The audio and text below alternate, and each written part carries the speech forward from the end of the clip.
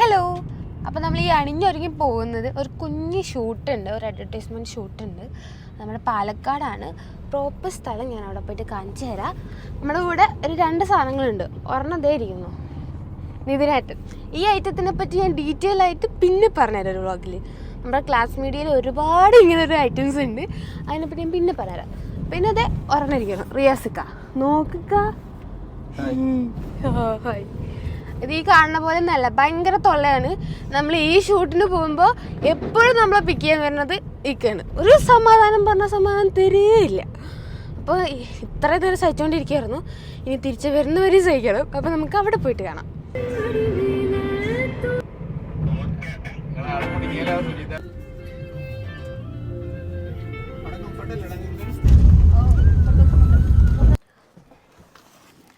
അപ്പോൾ ഇതാണ് നമ്മുടെ ഫസ്റ്റ് ഷൂട്ടിംഗ് ലൊക്കേഷൻ വരുന്നത്. ഹെയ്ഡേയ്സിൻ്റെ ഓഫീസ്. ഞാൻ ബാക്ക് ക്യാമറ എടുത്ത് കാണിച്ചു തരാം. ഇതാണ് കേട്ടോ നമ്മുടെ പഴയരുടെ ഹെയ്ഡേയ്സിൻ്റെ ഓഫീസ്, കോർപ്പറേറ്റ് ഓഫീസ്.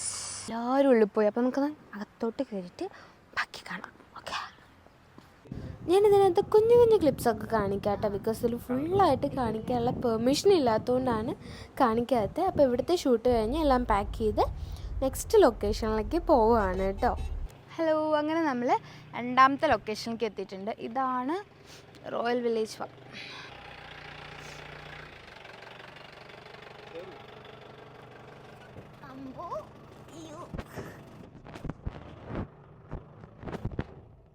ഇവിടെ നല്ല രസമാണ് കേട്ടോ. എന്താ പറയുക, കുളവും നിറയെ ഫുൾ ഗ്രീനറി ആണ്, നല്ല കാറ്റ്, പീസ്ഫുൾ ഏരിയ ആണ് കേട്ടോ.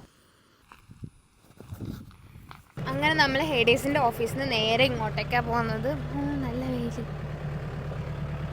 നന്നായിട്ട് വെയിലടിക്കുന്നു കണ്ടോ, കരിഞ്ഞു പോയി. അങ്ങനെ നമുക്കിനി ഇവിടെ 2-3 വീഡിയോസ് കൂടെ ചെയ്യാനുണ്ട്. അത് കഴിഞ്ഞിട്ട് വീണ്ടും നമുക്ക് ഹെയ്ഡേയ്സിൻ്റെ ഓഫീസിലേക്ക് പോകണം. അമ്മേ, ഇതിലൊക്കെ എങ്ങനെ ഇറങ്ങും? ഈശ്വര, കുഴപ്പമില്ല. നല്ല ഇളനീര്, മാങ്ങ സാധനങ്ങൾ. ഈ ഇളനീരിന് ഭയങ്കര മധുരമായിരുന്നു കേട്ടോ, നാച്ചുറൽ സാധനമല്ലേ.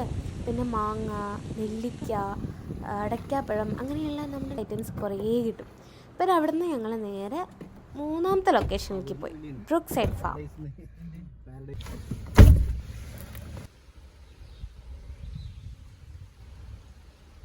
ഇതാണ് ബ്രൂക്ക് സൈഡ് ഫാം.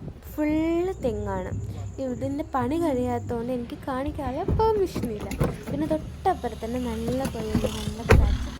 ഇവിടെ നല്ല വൈബാട്ടോ. എനിക്ക് പഴയയുടെ ഒരുവിധം പ്രൊജക്റ്റൊക്കെ ഭയങ്കര ഇഷ്ടമാട്ടോ. എനിക്കറിയാവുന്ന ആൾക്കാർക്കൊക്കെ ഞാൻ സജസ്റ്റ് ചെയ്യും, ബിക്കോസ് പീസ്ഫുള്ളാണ്. മൂന്നാമത്തെ ഓക്കെ.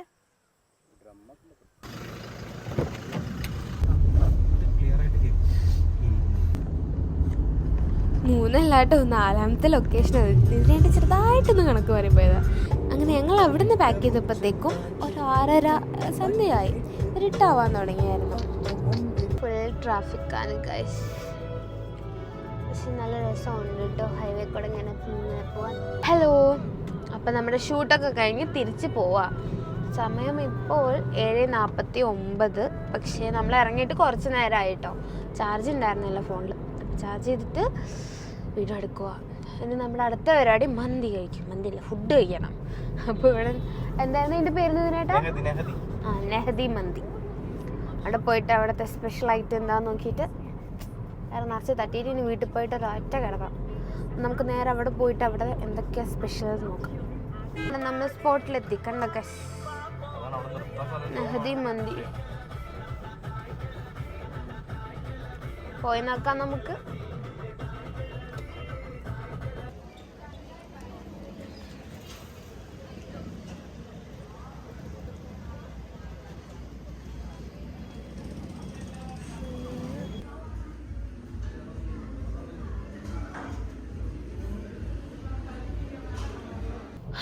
അപ്പോൾ ഞങ്ങൾ ഫുഡൊക്കെ കഴിച്ചു, വയറൊക്കെ ഫുള്ളായി. നേരെ വീട്ടിൽ പോയി കിടന്നുറങ്ങണം. നല്ല ക്ഷീണമുണ്ട്.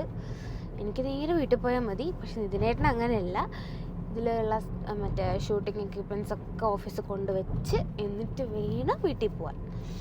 അപ്പോൾ അടുത്ത വീഡിയോയിൽ കാണാം. Signing off. ബൈ.